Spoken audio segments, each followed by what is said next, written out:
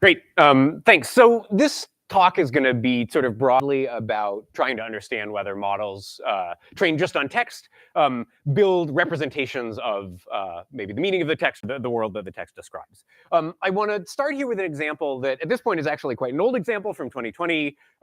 This is due to Gary Marcus and Ernie Davis, and I think the original text is from Eugene Charniak's PhD thesis.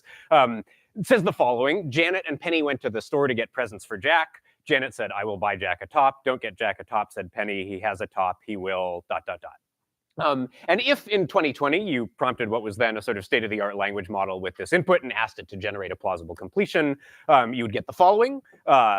"He will get a top. I will get Jack a top," said Janet.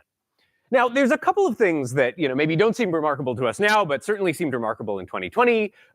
It stayed on the sort of completion generated by our model here, right, has stayed on topic. It knows who's involved in this situation. It knows that Janet is the person who's likely to speak next in this situation. And we've gotten all of that sort of complicated structured behavior just by training a big sort of neural sequence model on text. And these are not things that if you took the best neural sequence model from 2018 or 2017, sorry, you would expect to get. Another interesting thing about this passage is that it's total nonsense, right? Penny says, "Don't get him a top." He has a top. He's going to get a top. Janet says she's going to get him a top. This example is fixed, but was, I think, representative of the kinds of errors that were, you would still encounter from time to time, especially if you were looking for them in circa 2020 language models. And, of course, now things have gotten a lot better. We can generate actually reasonably long, coherent pieces of text on sort of topics of our choosing. We can have these documents be about, sort of weird counterfactual situations, discovering unicorns in the Andes. We have examples of, here's from the New York Times reporter Kevin Roos interviewing Bing Chat, which was the sort of chat interface to the Microsoft Search, and this bot appearing to sort of sustain an hours-long conversation and talk about its real self and emotions, and try to, I think it goes on to try to persuade Kevin Roos to leave his wife and run away with the chatbot instead. And so what is going on here? And the mental model that we, at least had in, when these models first came out, and I think that a lot of people in the field still have right now, is that they're really good models of linguistic surface data, that they know things about co-occurrence statistics and, sentence structures and things like that, and are really good at sort of taking a bunch of strings that were in the input and manipulating those in some way to produce reasonably looking strings in the output from these models as well. But once you start to be able to tell long stories about complicated situations, and especially long, stories about complicated situations in counterfactual worlds that have talking unicorns and things like that in them, I think it's increasingly difficult to sustain just like a model of how language models work that's just based on string manipulation. And so one thing that I think we're starting to see a lot more of now in the conversation about these models is conversations about sort of internal world models and claims that they build, that they represent, that they reason about and manipulate representations of the situations that they're generating text about, or sort of possible worlds in which those situations are taking place. And so what I want to do in this talk is a couple of things. In the first half, just spend some time talking about specific pieces of a specific picture of what sort of world modeling might look like that we've been able to get from a couple of pieces of work in current models, and then spend maybe about half the time talking kind of generally just about how to think about and how to talk about representations of the outside world internal to these big mental models. So just to dive right into this and to sort of put this example that or an example that looks similar to the one that we had before up on the screen, right, what's a language model? Nowadays, language models are mostly, but not exclusively, transformer sequence models that assign to every word in a sentence a sort of stack of vector representations that aggregate in some way information from all of the representations that came before. And we're training them so that when at any point you take the sort of final one of these representations for some word in some document, you're able to place a reasonable distribution over words that might be likely to come next. So what would it mean for a language model, or I guess what would it mean for any kind of language generating system to explicitly represent or explicitly reason about the situation in the text that is being described? And here's a cartoon of one possible answer to that question, that when somebody says, Janet went to the store to get Jack a top, we're going to build some sort of structured representation of the state of the world that includes maybe all of the entities that we know about that are in the world, what we know about relationships between them, that, Janet is at some point in the story at the store, that the top that she's eventually going to buy is also at the store. And as important as what we've drawn here is that, whatever sort of model we're using as a model of the state of the world or the text generating process needs to capture information that we don't know, right? The fact that we don't yet know whether Jack has any top, whether Jack already has, in particular, the top that's at the store, properties of the top that haven't been described, like its color, and so on and so forth. So this is one way of sort of thinking about the kinds of representations that we might build of states of the world, right? The little relational structures that have entities and their properties and their relationships between them.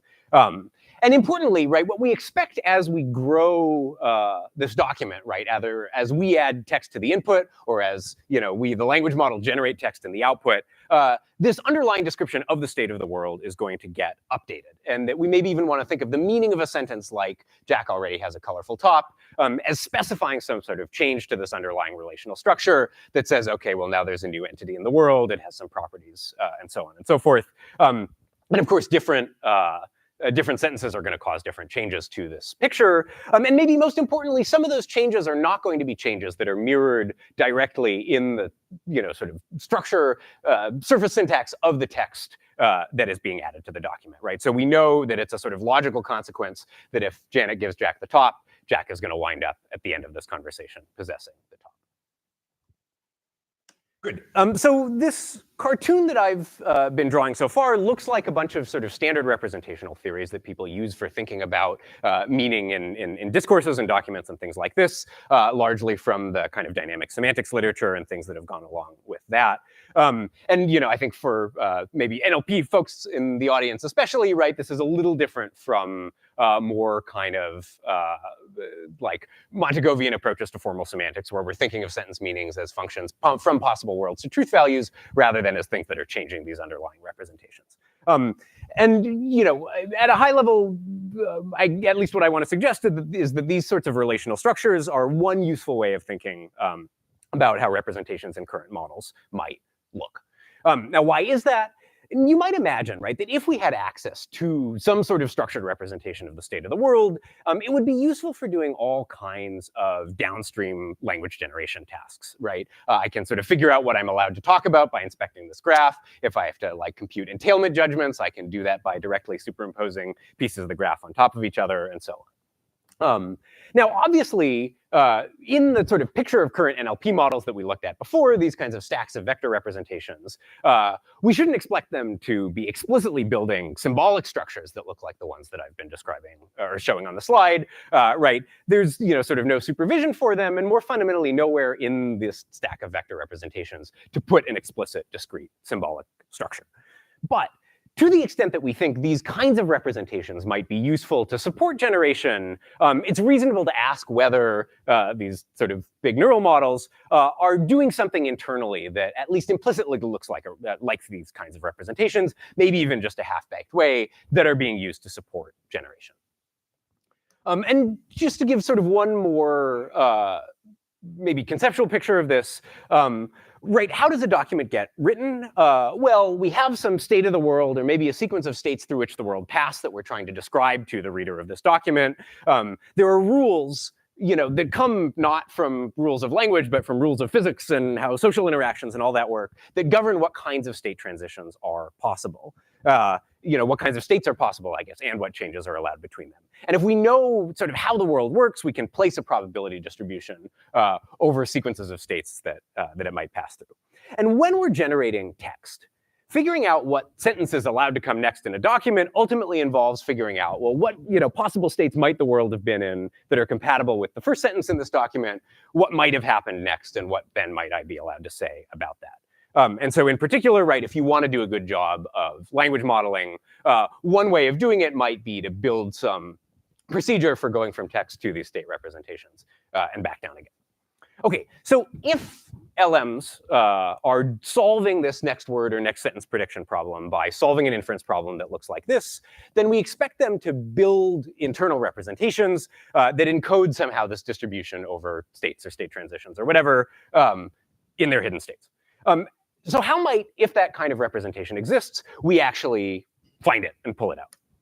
Well, here's one very, very, very simple thing that you can do.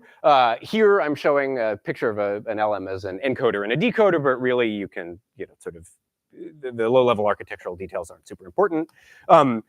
What we're going to do is we're going to gather up a bunch of documents where we have had some graduate student maybe laboriously hand annotate a bunch of these structured state representations, or where there's some natural data generating process that gives us these state representations already. And the way we're going to figure out whether these representations are encoded in the hidden states of the language model is we're going to build just a teeny little machine learning model that's going to try to read these things off of the internal representations of the big model.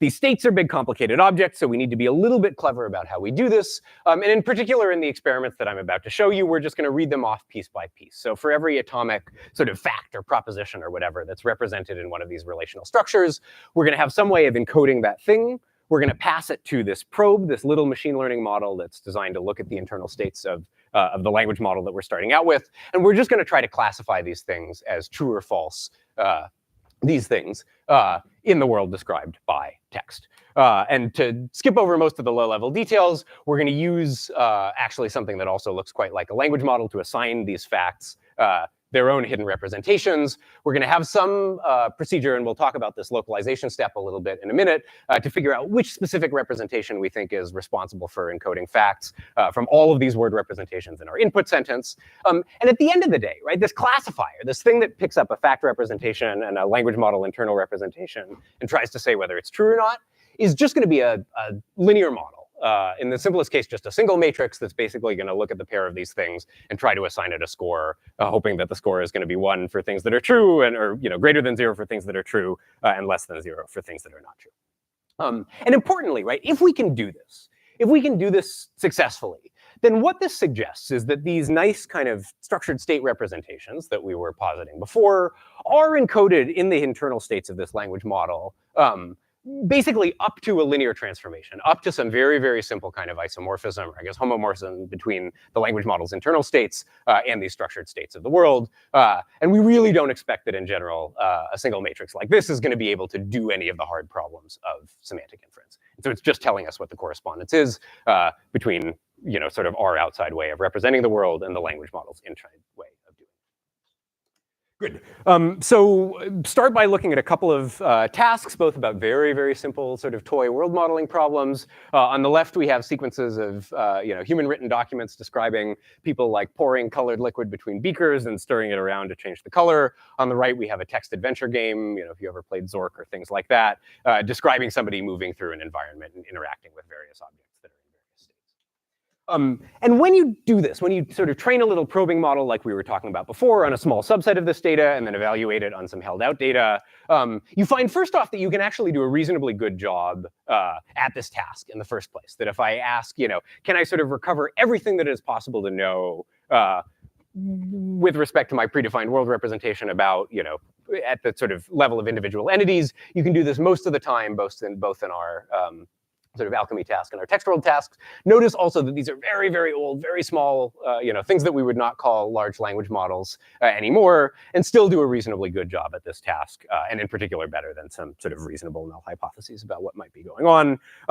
Another interesting fact here seems to be that, or is that this behavior, right, this property of being able to read off states of the world seems to come not from training models on the specific text documents that we're using for evaluation or data drawn from the same distribution, but actually just from pre-training them on large text corpora. That if you do the pre-training and you don't do any kind of fine-tuning, you do nearly as well as just trying to do this with sort of off-the-shelf models, but not the other way around. Yes? Would you say that randomness is actually working wellish? Yeah, I mean, so I think one way of thinking about that is how... Oh, yeah, sorry, the question is, these are like, these things that we're calling randomly initialized models are seemingly doing non-trivially at these tasks. This is a little sort of complicated to tease apart because for both of these tasks, there are like actually pretty like the majority class baselines are pretty good. I think I actually have those on the previous slide, right? So if you guess, for example, that objects always stay in their initial state, just because of the the distribution of documents that we're using in both of these experiments, you still get decently good in both of them. And so I think actually the way to think about this is that this randomly initialized model is not doing much better than just telling you what's true of something right at the start. But yeah, great question. Anything else? Okay, cool. Moving on, we said before that one of the steps in this procedure was of all of the word representations that our model is producing, which is the one that we actually want to look at. And we can dig into this a little bit by actually sort of applying it step by step to every word in an input when trying to receive or to retrieve information about the entity described by that particular word. And so here, for example, maybe we're going to try to read off the final state of this third beaker by looking at the word has in the first sentence that mentions the third beaker, and then do this again for all the other words in that sentence and words describing other entities and other things that are happening in the situation. And a cool thing that you see is that even when you're trying to recover information about the final state here, you actually do best by looking at, or reasonably well just by looking at the initial mention of this thing. And for these models, which look a little different from modern LMs, you actually do about as well, either looking at initial mentions or at final mentions. Good. All of this sort of leaves open the question of whether anything that we've done so far bears any kind of relationship at all to the language model's own internal generation process or decision-making process or whatever. And we can evaluate this in a couple of different ways. One thing that we can do is to just sort of construct representations that don't necessarily correspond to any textual input, but that if this picture is true, should specify some particular state of the world, and see if those then induce the kind of generation that we would expect. So here we're going to take sort of two pieces of text, one describing a situation where the first beaker winds up empty, one describing a situation where the second beaker winds up empty. We're then, and we've sort of guessed based on the previous slide that these initial mentions are storing, maybe not uniquely, but storing information about the final states of all these things. So we're going to construct a kind of Franken input to this model where we take the description of the first beaker from this first sentence, the description of the second beaker from the second, or I guess, document.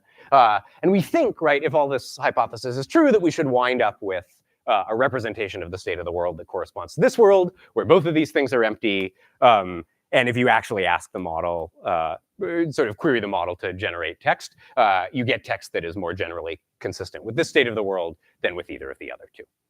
Another thing that you can do, and I'm skipping now over some little changes that we're making in the ways that these probes are getting trained, so not just in a supervised way, but to more sort of closely mirror the internal causal structure of these models, is just figure out whether we can guess ahead of time whether models are going to generate, say, factually correct or factually incorrect text by just comparing, say, the representation of individuals to representations of things that may or may not be true of individuals, and then seeing if the model actually, in the text that it generates, predicates the same things of them. Right, so here, if we want to know whether the language model thinks, with big quotes around it, that this Gordon is an attorney, we're just going to compare the representation of Gordon to our representation of this being an attorney fact, and similarly for accountants and judges and whatever. And if the highest scoring occupation here in a context where we expect to predict occupations is attorneys, then we expect that the language model is going to say that he's an attorney, and in fact, it does. And so a cool thing is that you can do this both in cases where, or this works both in cases where the model is going to say something correct, and in cases where the model is going to hallucinate, is going to say contradict what was information that was provided in the input passage, and go with sort of prior expectations that it has about names instead. So this is kind of a cool thing.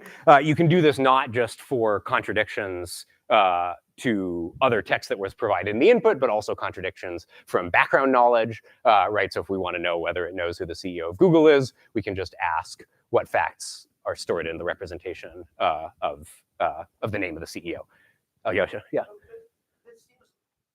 This seems like something that the word sense disambiguation from 20 years ago, 30 years ago with bag of words would also work.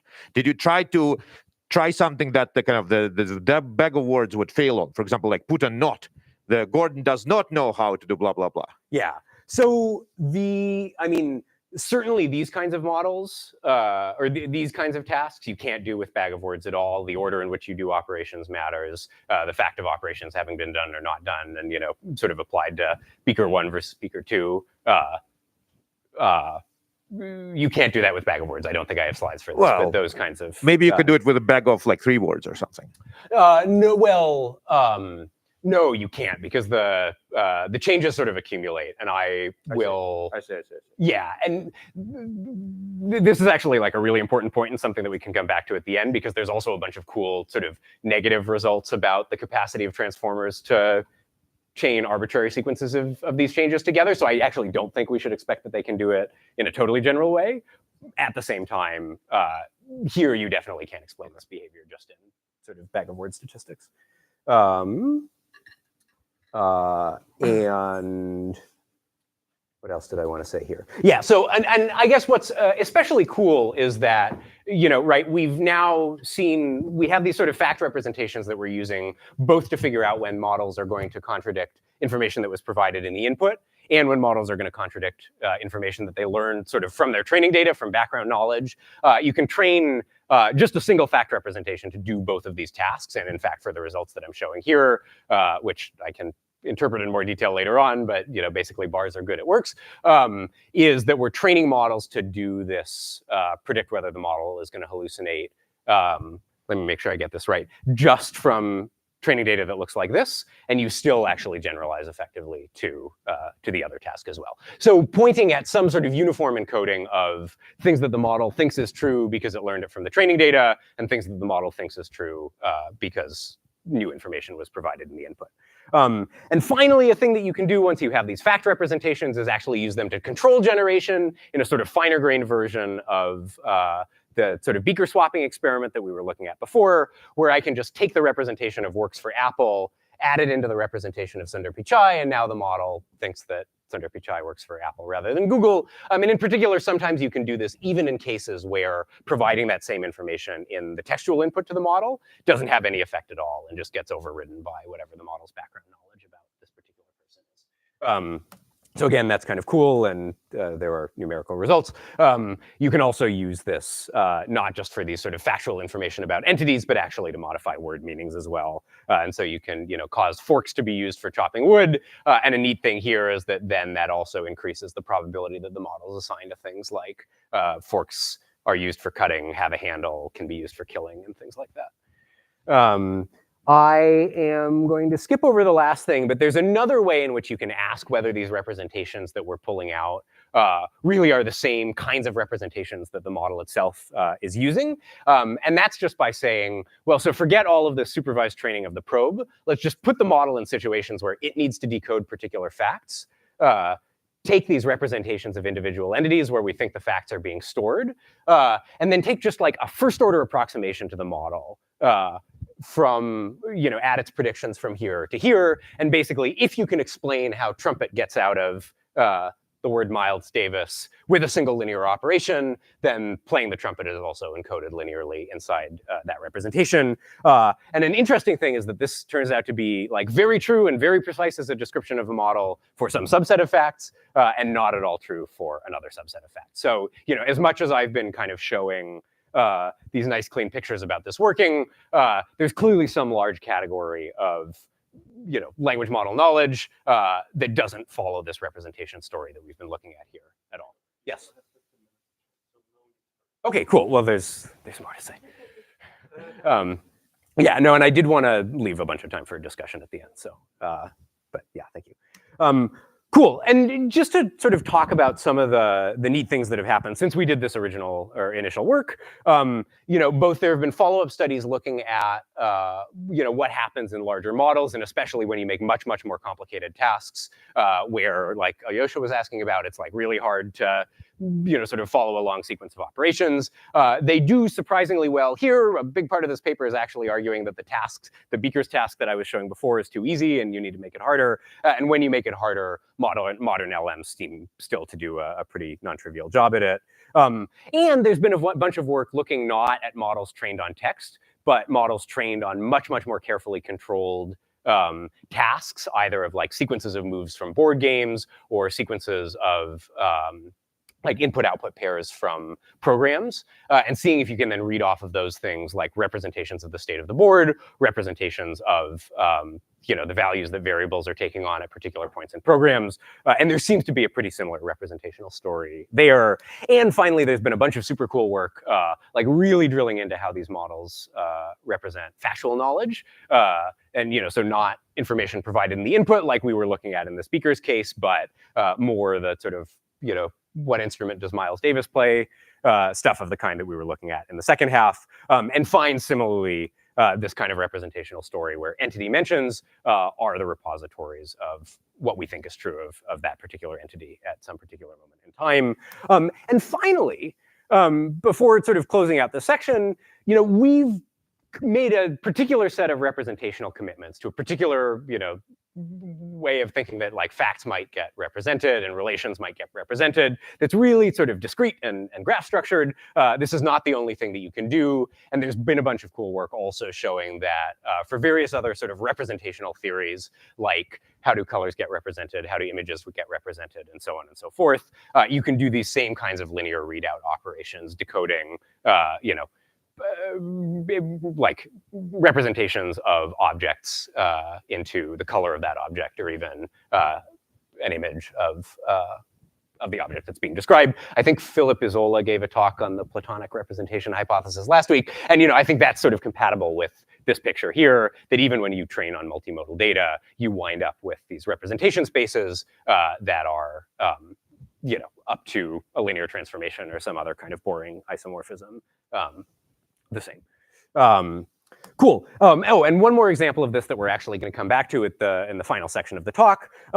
Here's a paper from some colleagues in Max Tegmark's lab at MIT that was finding that if you sort of take language model representations of places and you try to superimpose them on US geography, you wind up being able to do a reasonably good job of that. And whether or not this is something that we could think of as the same kind of world model is an interesting point to discuss.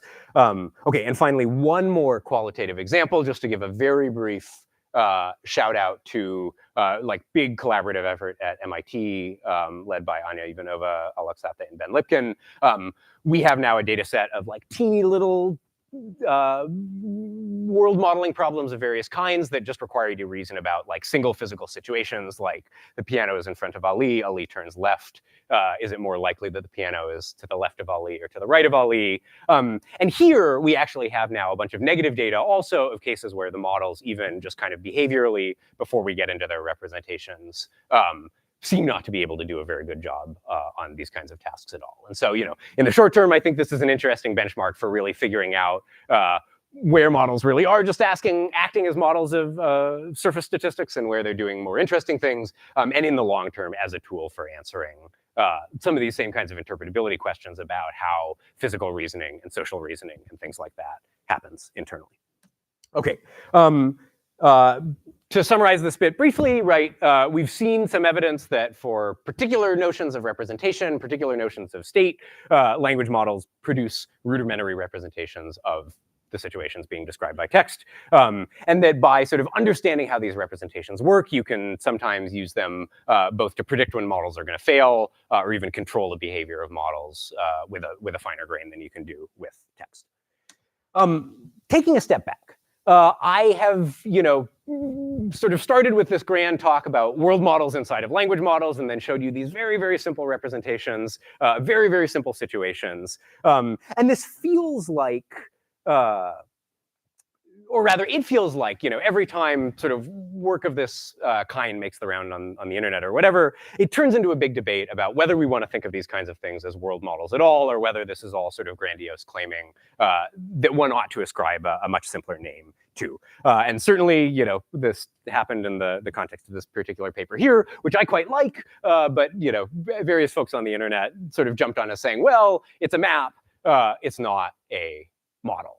And I do think it would be useful, and something that I would love to get out of conversations with people in this room this week is just a bigger conversation about what it means, and especially what it means to people in other sort of areas of computer science and other scientific disciplines to be a model. And a useful analogy, or or at least an analogy that I found useful for thinking about these kinds of things is to ways in which we represent the solar system. So when I was growing up, I had a placemat that looked a lot like what's on the screen right now, that had the planets, and they were all in order, and they were like approximately the right size, but certainly not in the right physical relationship to each other. And this is a kind of model of the solar system, right? In the sense that it allows you to answer certain kinds of questions about the relative positions of objects, the relative sizes of objects. You know, this is actually nice because it does give you the real positions down on the bottom, but you have to do a little more work to get that out. You know, but is a thing that allows us to answer some very limited set of questions about the solar system, like, is Jupiter bigger than Earth? Or, you know, if I were to swap Jupiter and Saturn, would the like size ordering of the planets be closer to what it is than what it actually is. Here's a different model of the solar system. This is an orrery. This is a mechanical device that you can sort of turn cranks on that will tell you the relative locations of celestial bodies at some future moment in time. You know, this is, you know, like the map that we were looking at here, this is a kind of model of the solar system that allows you to answer now maybe a slightly more interesting or slightly richer set of questions. In particular, we can simulate the behavior of time, right? We can roll this forward and say what's going to be the relative position of, you know, Earth and the sun and the moon 3 weeks from now. When is the next eclipse going to occur? When was the last eclipse, you know, prior to the year 1900 or things like that? But still doesn't allow us to answer sort of arbitrary questions about the solar system. And then finally, here is a sort of, and hopefully this video is going to play, but I guess it doesn't really matter whether it does or not, a full-blown n-body simulation of a bunch of sort of planet-sized objects moving around in space. And if I have access to this kind of thing, right, which can do physical simulation from first principles, now I can really ask arbitrary counterfactual questions about the solar system, right? What would happen 10 years from now if Jupiter were to be 10 times smaller than it actually is? What would happen if I were to delete Earth or delete the sun or things like that? And I think what distinguishes all of these things is not, or, you know, yeah, that there's not a difference in kind between these three examples, right? That they allow us with sort of increasing sophistication or increasing precision to ask claims about the state of the system, either at the current moment in time or at some future moment in time. And really, the only meaningful axis on which they differ is just the sort of kinds of questions that I can answer, or maybe equivalent the amount of work that I have to do outside the system in order to get an answer to some question that I have, right? So if I think about trying to answer with my orrery, what would happen if I deleted Jupiter, right? The planets are all on rails. And the rails reflect, you know, the result of some complicated n-body equilibrium that's happened over the course of billions and billions of years. And if I were to delete Jupiter and then wanted to be able to play this simulation forward, I would first have to figure out what's the new size for all the rails, maybe what planets are going to get kicked out. And once I've reached in and ripped my orrery to pieces and put it back together, I've done some work outside the system, and now I can turn the crank and use it to answer additional questions inside the system. And so, you know, when making these kinds of claims or asking these kinds of questions, generally, I think it's useful just to be a little bit more precise about what the kinds of, you know, sort of questions that we expect to be able to answer under the kinds of assumptions, and especially counterfactual assumptions that we want to be able to probe. I will skip this slide. Okay, so what does all of this mean for LMs? I think the mental model, at least that I have, and maybe that I want to argue is the right one for the models that we have right now, is that they're somewhere, or that they're sometimes in the top row and they're sometimes in the middle row. They can't do arbitrary counterfactual reasoning about arbitrary possible states of the world. I don't think we should expect them to be able to, in a single sort of forward pass, a single fixed number of computations, any more than you could answer these sort of arbitrary questions about what would happen if I deleted Jupiter without having to do a bunch of work with an external tool before you updated your mental model of the universe. And so sometimes, right, we just do get these kinds of static readout. Sometimes we get very primitive forms of simulation about very simple situations, but not really complicated ones. And in particular, right, when you want to do editing, like the kind of editing that I was showing before, where we're redefining words and redefining the CEO of Google and things like that, we should not expect in general that there are going to be sort of atomic localized changes that we can make to models' parameters or internal representations that will really cause those things to propagate, because that work requires a huge amount of sort of extrinsic computation and is just being cached by the model. And there's some sort of cool stuff to do in closing the loop here, in the sense that I think you can actually, either with the use of external tools or various other inference time tricks, get some of this behavior. And so if you want to do long-range editing or updating, there are ways of hooking these loops up to each other. I had one last set of things, but I really do want to leave time for questions. So maybe I will stop there. And if the other slides become useful, they will become useful. So just to really wrap up here, as always, all credit goes to the students who actually did the work that I was talking about here. This is with a number of collaborators, but especially these folks at MIT. And to end, as Shiri asked, with a slide of big questions, here are, I think, some big questions for models inside of models, models outside of models, and all that. Done. Okay, done.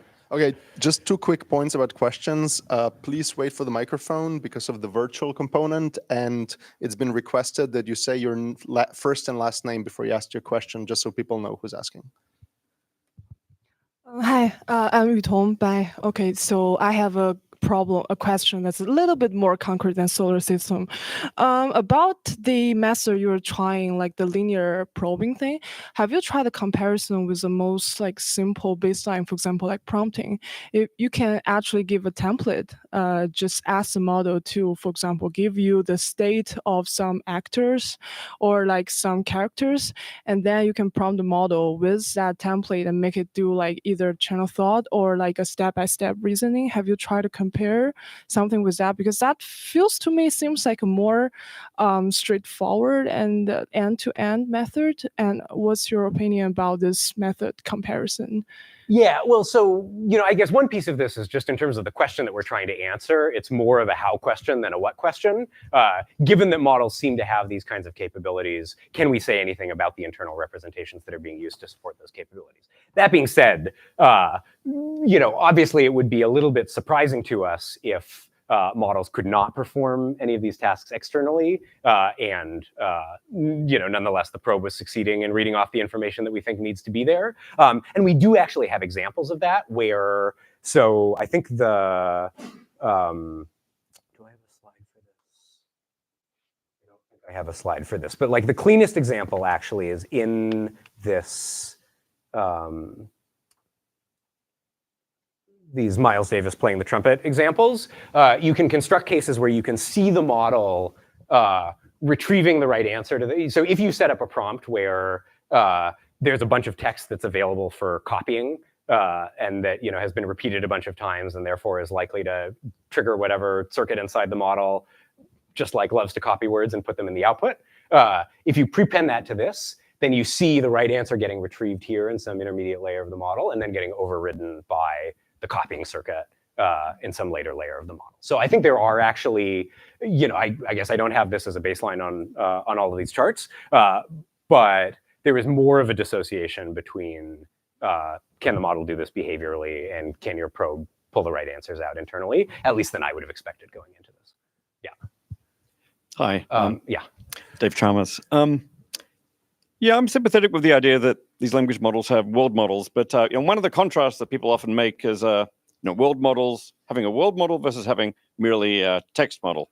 Having like for the door is unlocked, you're actually modeling properties of the door, but the alternative is actually, you're just modeling properties of text. And for example, so then the thought might be in this, when you decode these facts, what was actually encoded was something about the sentence. Quote, the door is unlocked, and that gets marked with some property like true or good or so on. And then the question is, well, if it turns out you can do all this with a very sophisticated text model, merely encoding properties of sentences, then is that going to fall short of a world model? I mean, you might say if it encodes true, then it's kind of saying something about the external world, but then maybe it doesn't need to actually encode the truth of these sentences, but maybe they're kind of good in some sense or assertable and so on. So I guess, one thought is, are there things here that you can get going in your world models that could not be done with a sophisticated text model? Or is it rather that you want to say you got a sophisticated enough text model that will be a world model? Yeah, so I guess many things to unpack there. One, so first of all, certainly it is the case that a lot about just the text is getting encoded in these kinds of representations. And this probe is actually leaving behind a bunch of other information that is just about the surface form that sort of sticks around. Whether it is, and I guess another thing that I don't want to claim necessarily is that there's no purely text processing account of how you might do all of these things. Maybe some evidence that it's not just text processing going on here is that you can do, at least experiments where the sort of text that you are probing for doesn't really have any string overlap with the representation, the text that produced the representation you're trying to probe. Now, back to Alyosha's point before, that doesn't mean that there isn't all kinds of sort of rich distributional stuff that's doing the work in between. Ultimately, the linguistic property of synonymy. Yeah. Yeah, and I guess, at the end of the day, if this thing that you want to call purely a texty representation is also isomorphic under the conditions that we've given to here to the real world model, then maybe there isn't actually a meaningful distinction between those things. Let's just keep going with the questions. Let's just switch the laptop so we're ready, if that's okay. And we still have a few minutes. Okay. Now it's working. Yeah, thanks. That was very interesting. I was thinking this is kind of an echo of David's question when you were talking about the different world models. A classic distinction is between prediction and causation, right? So having a predictive model lets you say something about what's going to happen next. It lets you do correlations, but what it doesn't let you do is do interventions and genuine counterfactuals. And it seemed to me that mapped kind of nicely onto the description that you had, and is kind of what you would predict, that what you need to do with an intervention, for instance, is say, all right, now I'm going to set the model to a different value, and now I'm going to see what will happen. And sort of by definition, that different value isn't actually going to be in the data set itself, right? So the difference between, to use your planet example, between Tycho Brahe and Kepler, right, is the difference between, here's my table, I can tell you all about everything that I've seen about the way the planets moved, and now I can make novel predictions based on that, versus here's this really simple geometric model that I have that lets me make predictions such that if I intervened and I moved Jupiter over to one side, here's a prediction about what would happen. And there does seem to be some reason to believe that the models are much better at sort of everyday inference than they are at causal inference, especially novel causal inference. That seems to be very good. Yeah, so there's, again, one could spend a long time answering that question. I think it's both useful to distinguish between, the internal representations as a model of the world and these, the sort of models that we build of how the internal representations get built up in the first place. But, I guess especially to the Kepler versus Brahe thing, I think, the right mental model to have right now is that it's just a mixture of both, right? There's a bunch of stuff that's cached and stored in lookup tables, and when you try to make representational changes that would correspond to placing the world in some counterfactual state, those really don't have the effect that you intend for them to have at all. And then other things and this is I showed this Rome paper from David Bao and Jonathan Belenkoff and colleagues, where their classic example is you move the Eiffel Tower to Rome, and can you answer questions about that? And it's a little bit ill-posed as a question, right? Because are we, is this the sort of Pearlian, we've moved the Eiffel Tower to Rome and left everything else the same? Are we conditioning on being in some counterfactual history of the world where, Napoleon won and they took over Europe and the Eiffel Tower is built by, Giuseppe Fellow or something so, and I think the point is that that level of maybe counterfactual reasoning is not something that current models do or that we can cause them to do just by doing these representational interventions. But for much simpler things and simpler kinds of questions, like what would happen if this beaker had started out empty rather than full, they can. We have time for one more question. Yeah, great. Thanks so much. Megan Peters, I'm at UCI.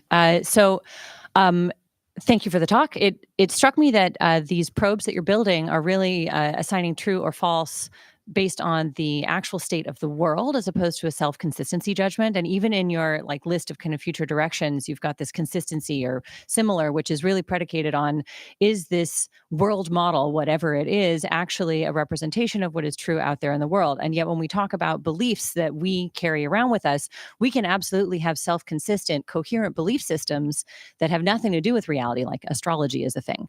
So I was wondering if you had thought about how to build these probes such that the true false training data or kind of evaluation is not based on truth in the world, but based on self-consistency. Yeah, that's a great question. So one thing that I completely elided inside of the gap between the Beaker experiments and the more natural text experiments was actually a change in the way the probe was being trained to be consistent with truth judgments produced, as produced in sort of text space by the model itself, rather than that we assigned externally. Now, another sort of complication there is that it might be the case that the model assigns low probability to a string, but still sort of knows internally that it is true, and uses that to support decisions that it makes in other contexts. Jacob Steinhardt here and some folks in his group have also looked at these kinds of truthfulness probing tasks where the only objective is basically find a direction in a representation space that obeys the law of the excluded middle. So find me some direction in representation space such that for every sentence, either it looks really true or it looks really false. And that is another way of getting at this without using external labels. So yeah, I think that's exactly the right question. And in fact, if you don't do that, then not all of these like hallucination detection things actually work. Great. Thank you, Jacob, for a great talk. Let's give him a round of applause.